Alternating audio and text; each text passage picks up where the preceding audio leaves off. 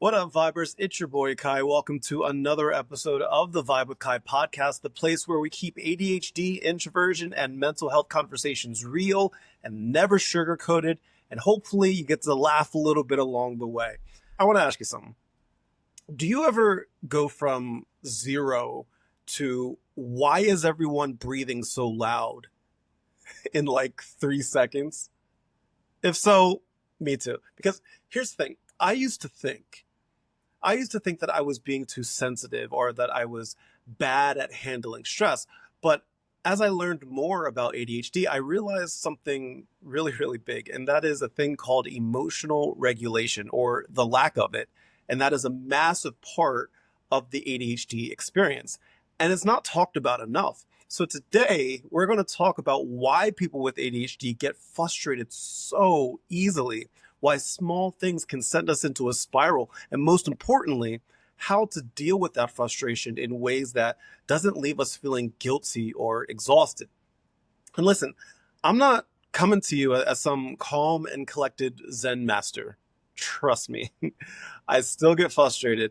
I still overreact sometimes, but now I know what's going on inside of my brain. I know why it happens, and I have tools that make a real difference. So, with that said, my friends, grab your coffee, grab your water, your snacks, your cheese, whatever you need, because we are getting into it. Let's get started, my friends. Let me tell you, when I was first diagnosed with ADHD back in 2022, I honestly thought it was only about focus and distraction and maybe losing my keys sometimes, right? I figured if I could learn to pay attention better and get more organized, I'd have it handled. But as time went on, I started noticing something else creeping into my daily life, something no one had warned me about. It wasn't just forgetfulness or getting off track. It was how fast I could go from calm to irritated, like flipping a switch that I didn't even know was there. I'd find myself snapping at people that I loved over the tiniest things. I'd be yelling at traffic like every other driver on a New Jersey road had personally wronged me. And then there was like this physical rush, this heat in my chest. My heart was pounding, my muscles were tensing, all before I even knew what was happening. By the time I realized what I was doing, the words had already left my mouth. The regret would settle in fast. It wasn't just uncomfortable, it was exhausting to live like that. And the kicker is that I had no idea that this was connected to ADHD. I thought that I was being too sensitive or I was just simply bad at handling stress. But research shows that 70% of adults with ADHD struggle with emotional dysregulation. I'm going to include the source of that stat in the notes of this podcast episode. But 70% of adults with ADHD struggle with emotional dysregulation, which is a fancy way of saying that our emotions don't have the best filter. It's not that we want to overreact. It's just our brains process emotions so quickly and so intensely that they often skip the pause and think stage entirely. Learning that this was part of my ADHD, it changed everything for me because once I understood it, I could start finding ways to manage it. Now, here's why this happens. Our working memory is like the brain's built-in pause button. In a neurotypical brain, it steps in to help you stop and think and decide before reacting. It's that small buffer between feeling something and acting on it. But in ADHD brains, that pause button, let's just say sometimes it gets jammed, right? Other times it feels like it's just missing entirely. Without it, emotions, especially big emotions or loud ones like frustration, we skip the thinking stage and head straight into action mode. And it's not just about the speed. There's this is guy. His name is Dr. Russell Barkley, And he explains that ADHD brains don't just process emotions quickly; we feel them more intensely. It's like turning the emotional volume knob all the way up without a way to turn it back down in the moment. That's why things that seem minor to other people can hit us ADHDers like a tidal wave. As I say this, does this sound familiar? Yeah, that rush of frustration or irritation that can feel impossible to contain once it's already in motion. For ADHD people like you and I, frustration triggers are everywhere. Waiting longer than expected, being interrupted mid focus, sensory overload from noises or lights, feeling criticized even if it's gentle, or having too many demands thrown at you at once. Personally, my biggest trigger used to be unexpected changes. I'd have a plan mapped out in my head. I'd be feeling ready to go, and then someone would just toss in a quick change, and my brain treated it like it was a 5 alarm emergency. My body would react before my mind could catch up, and then the rest of the day felt like damage control. So the question now is, what do we do about it? So I want to tell you the framework that I use now, and it works for me. Hopefully it can work for you too. It's 5 things. Number 1, pause before you pounce. Pause before you pounce isn't about becoming some calm, unshakable monk. It's about giving your brain just enough space to catch up with your emotions. Even a tiny pause, like 2 seconds, can make a huge difference. When you feel that rush of frustration rising, step away if you can. Create a physical distance between you and the trigger. This simple move signals your brain that it's safe to slow down. You pair that with deep, intentional breath in 4 counts. I like to do it in 4 counts. And you hold it for 2, out for 6. You do that, and it helps your body switch out of the react now mode. That pause might not seem like much, but for an ADHD brain, it's a huge win. Those few seconds can be the difference between saying something that you regret and responding in a way that you feel good about later. It's like inserting a little speed bump into your emotional racetrack. You're not stopping the car completely. You're just slowing it down enough to steer it in a better direction. And if you practice it regularly, this pause becomes more natural. So over time, you'll notice fewer "uh-oh, I wish I hadn't said that" type of moments. That was number 1. Number 2, name it to tame it. Name it to tame it might feel a little awkward at first, but it's surprisingly effective. When you literally say, either out loud or in your head, "I'm frustrated right now." When you literally say that, you're forcing your brain to shift from pure emotional reaction into thinking mode. It's like moving the feeling from the automatic part of your brain to the part that can analyze and process it. This tiny step, it creates just enough distance between you and the emotion so it doesn't completely run the show. And research backs this up. Labeling an emotion reduces its intensity, making it easier to respond instead of react. The key here is honesty. You don't need to sugarcoat it or pretend that you're fine. If you're frustrated, name it. If you're anxious, name it. If you're overwhelmed, name it. By calling the emotion out, you're acknowledging what's happening without letting it control you. Over time, this practice, it trains your brain to check in with itself before lashing out. And the more that you use it, the quicker that you're going to notice the big feelings start to feel a little less overpowering.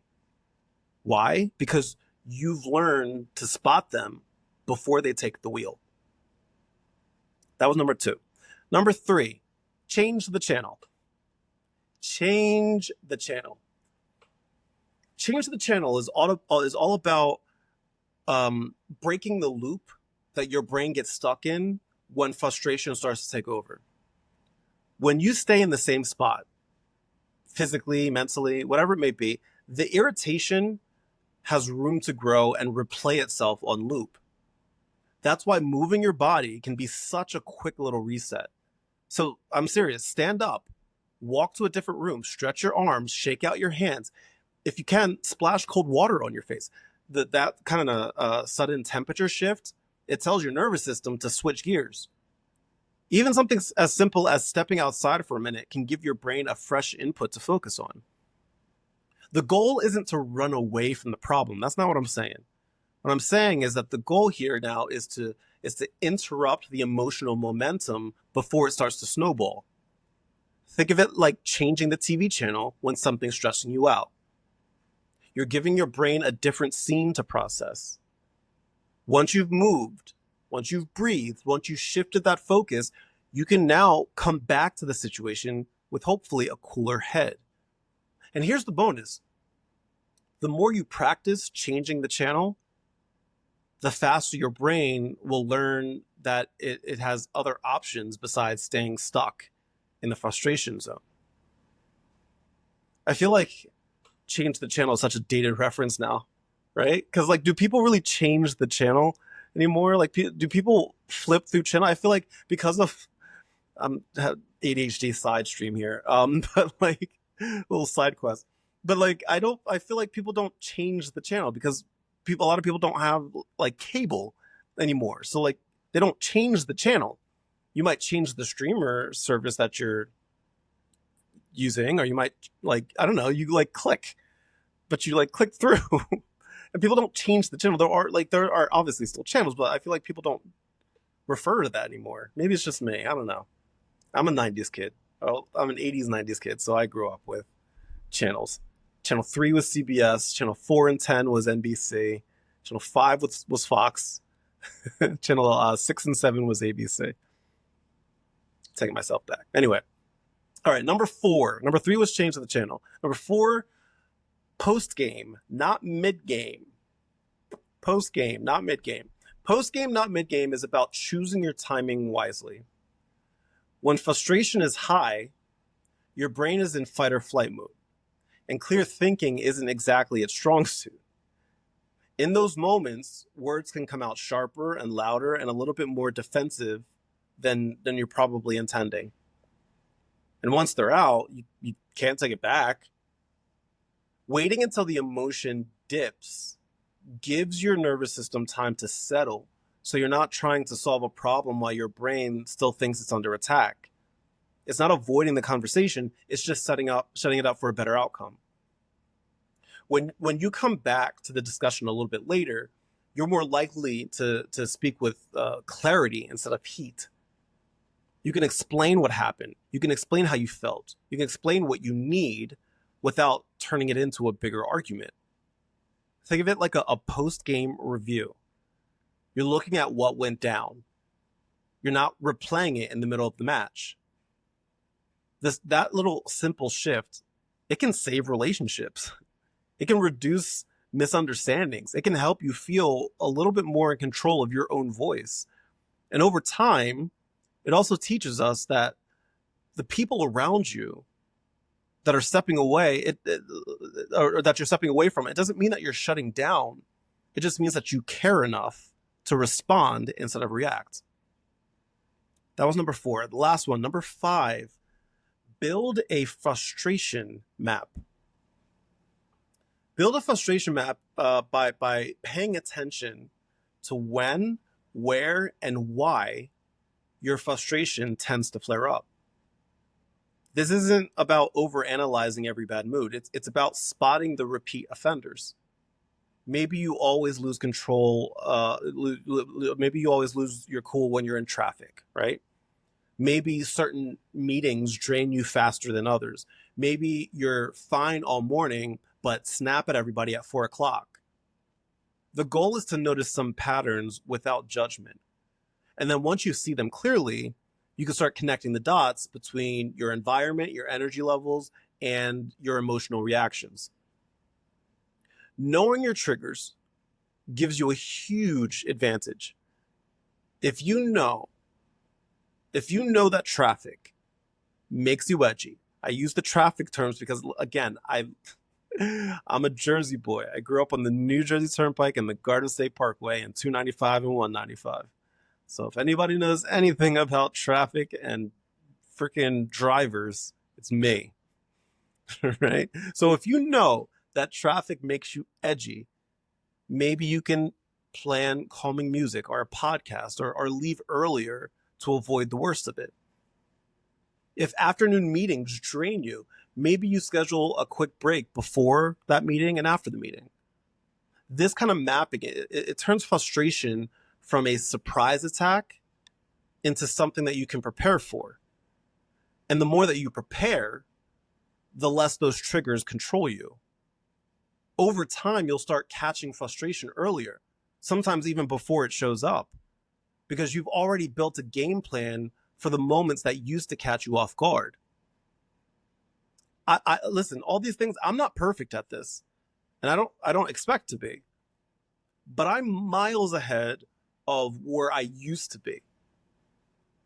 Back then, back in the day, frustration, it ran the whole show. It ran the whole show, calling every shot and leaving me to deal with the mess afterwards. Now, it still shows up because I'm a human being, but it's more like a loud guest at a party. I notice it, I acknowledge it, and I get to decide if it sticks around or if it's time to show it the door. That shift, it doesn't happen overnight. But learning how my ADHD brain works and practicing these tools, it has turned my frustration from a controlling force into something that I can manage in my own terms. With that said, my friends, tip of the week time, my friends. And this one was born out of pure chaos. I want you to picture this. Picture this. I'm in the middle of a live Zoom meeting. My iced coffee in my hand. Iced coffee from Evermore Coffee in Burlington, New Jersey. Shout out to them. And my iced coffee in my hand, feeling pretty good. I feel good until I knock over the entire cup and I watch it flood my keyboard in real time. Now my brain went straight into panic mode. Frustration, embarrassment, the whole package. And in that moment, I realized I needed a plan for when this frustration hits, so it doesn't completely take over. And that's when I came up with what I now call my frustration exit plan. Here's how mine works. Step 1, stand up immediately. Don't sit there stewing in the same spot. Step 2, physically leave the space if you can, even if it's just for a quick walk or to another room, whatever it may be. Step 3, do a reset action. For me, that's just running my hands under cold water. There's just something about the sensory shift that stops me out of that react now mode. And here's the funny thing. By the time I get through those 3 steps, half the time I realize the thing that I was mad about isn't even worth the energy I was giving it. Now, I get it. Like, this is all easier said than done. I get that sometimes you can't just walk away. Like in the middle of a meeting, you can't just abandon. That's where the internal exit plan comes into play. Instead of physically leaving, I'll stop talking for a beat. I'll break eye contact, or I'll look at a neutral spot, and I'll take one slow, intentional breath. Keyword intentional. It's like a mini reset that helps me ride out the frustration without letting it spill over into my words or my tone. Whether it's the full version or the quick internal one, having this exit plan, it means that I'm not at the mercy of my emotions. I'm in the driver's seat. I get a lot of questions on my platform. I like sharing those questions, and I want to share the one that I got this week. And that question was, Kai, why do I lose my cool over the smallest things? And how do I stop feeling so bad about it afterwards? I love that question. I love it. First of all, You're not crazy for feeling this way. What you're describing is incredibly common with ADHD. Your brain processes emotions faster and more intensely than most people. And without that built-in pause button from working memory, your reaction skips the usual filter that slows things down. That's why something small can feel like a big deal in the moment. Frustration is especially sneaky. It jumps in, it grabs the steering wheel, and before you even realize it, you're already reacting. So here's what you can try instead. Create a quick response phrase. Something simple like, hey, I need a sec, right? This buys you those few moments to pause before saying or doing something that you're going to regret. Keep a physical reset cue nearby, right? Maybe it's a stress ball, a fidget toy, or even a sticky note that says pause whenever you see it. These small, tangible reminders can help interrupt the reaction cycle. And after the moment passes, instead of beating yourself up, ask yourself, what was my brain trying to protect me from? That simple question turns shame into curiosity. And curiosity is a way easier thing to work with. With that said, if you have a question that you'd like me to answer on a future episode, please send it to me via email at vibe@thevibewithkai.com or reach out to me on Instagram or Facebook at The Vibe with Kai. I love hearing your stories. I love hearing your wins. And yes, I even love hearing your struggles because chances are someone else is listening and they're going through the same thing. So please feel free to ask away. With that said, Vibers, please understand that frustration is a part of ADHD. No question about it. But here's the good news. It doesn't have to run the show. When you start building awareness around your triggers, spotting patterns, and having a few go-to tools in your back pocket, you can shift from feeling hijacked by your emotions to feeling more in charge of them. It's not about never getting frustrated again. It's not going to happen. You're going to get frustrated. It's not about that. What it's actually about is learning how to respond instead of react. So frustration becomes something that you can work with instead of something that works against you. If you want some more tools like this, make sure you check out my digital guidebook, Navigating ADHD and Adulthood.